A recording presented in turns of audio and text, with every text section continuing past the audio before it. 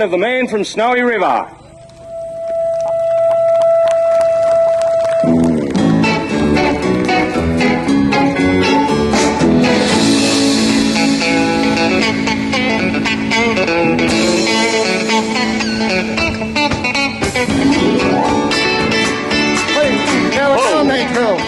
Going good, mate. Yourself? Yeah, come down to break a few horses in. No, I don't think so. Sorry I'm a couple of days late. No, mate. Last time all you did is cause a heap of trouble. Hey, listen. Just hold me horse for a minute. Keep away from that horse. That horse? No. What happened last time you did this? I'm down here to break a few horses in, so I better make a start. Well, you know, that horse is worth 1,000 quid, so I don't think you should be fooling with him. No, he'll be right. Yeah, I don't know. I've got a bad feeling about this. Harrison will skin you alive if you mess around with him. You think so? No, he won't. He will. I broke in horses for him 5 years ago. Yeah, we all know how that ended up. Jesus, mate, what are you doing? Oh, bloody hell. Oh! Again! Oh! Oh! Yeah. Oh!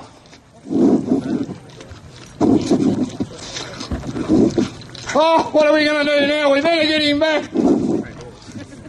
I've got to get on this horse first. Right.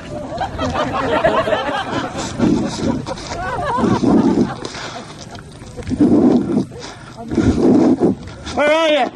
I'm coming. I have to go. We better get him. Quick! Up, go!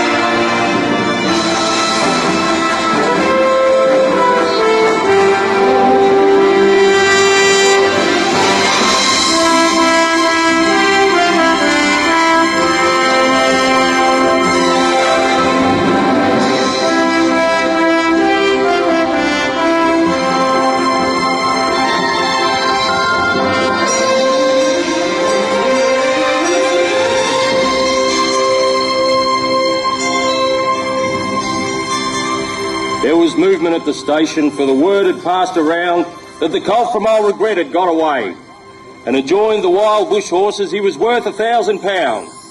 So all the cracks gathered to the fray.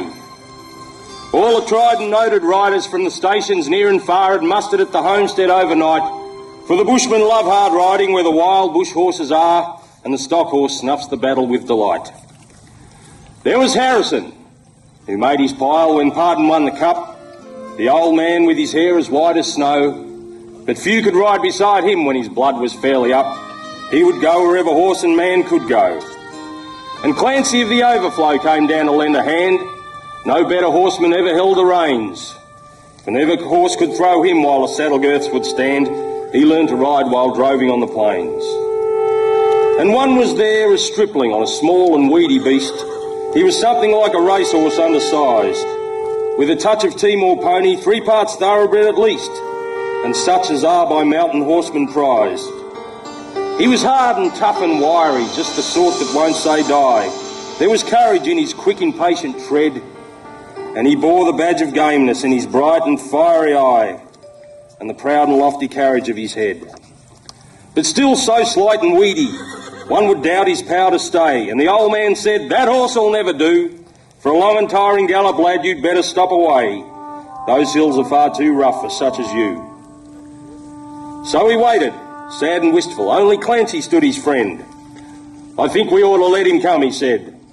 "I warrant he'll be with us when he's wanted at the end, for both his horse and he are mountain bred. He hails from Snowy River up by Kosciuszko's side, where the hills are twice as steep and twice as rough, where a horse's hooves strike firelight from the flintstones every stride, the man that holds his own is good enough. And the snowy river riders on the mountains make their home. Where the river runs those giant hills between, I have seen full many horsemen since I first commenced to roam. But nowhere yet such horsemen have I seen. So we went.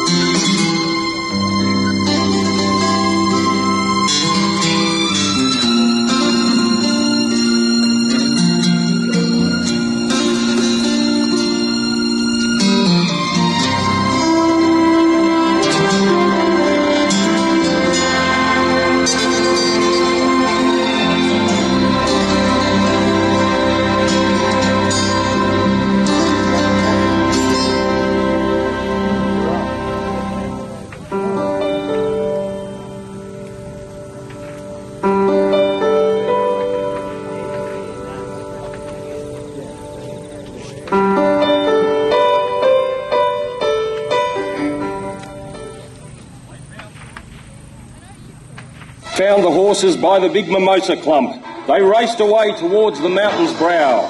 And the old man gave his orders, boys, go at them from the jump. No use to try for fancy riding now. And Clancy, you must will, and try and wheel them to the right. Ride boldly, lad, and never fear the spills. For never yet was rider that could keep that mob in sight, if once they gain the shelter of those hills. So Clancy rode to wheel them. He was racing on the wing, where the best and boldest riders take their place. And he raced his stock horse past them, and he made the rangers ring with his stock whip as he met them face to face. Then they halted for a moment while he swung the dreaded lash, that they saw their well-loved mountain full in view. And they charged beneath the stock whip with a sharp and sudden dash, and off into the mountain scrub they flew. Then fast the horsemen followed, where the gorges deep and black resounded to the thunder of their tread. And the stock whips woke the echoes, and they fiercely answered back from cliffs and crags that beetled overhead. And upward, ever upward, the wild horses held their way, where Corryong and Mountain Ash grew wide. And the old man muttered fiercely, we may bid the mob good day. No man can hold them down the other side. When they reached the mountain summit, even Clancy took a pull that well might make the boldest hold their breath.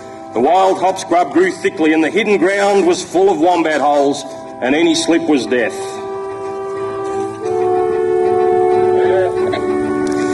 But the man from Snowy River let the pony have his head, and he swung his stock whip round and gave a cheer.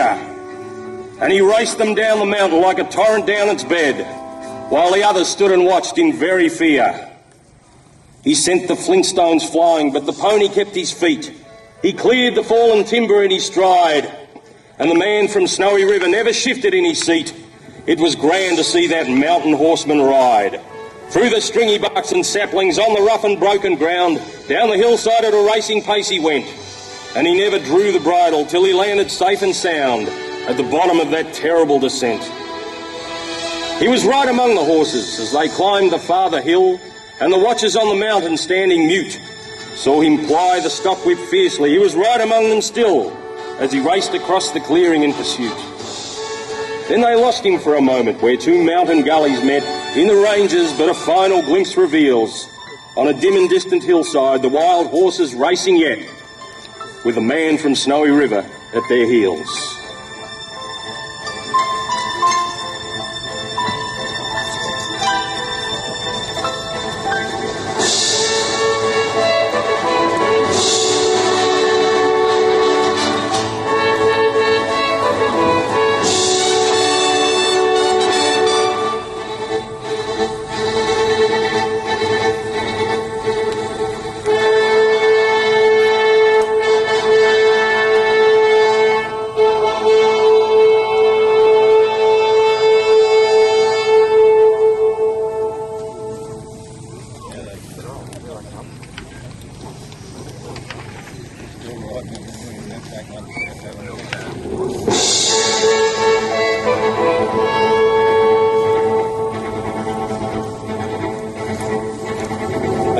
them single-handed till their sides were white with foam. He followed like a bloodhound on their track, till they halted, cowed and beaten.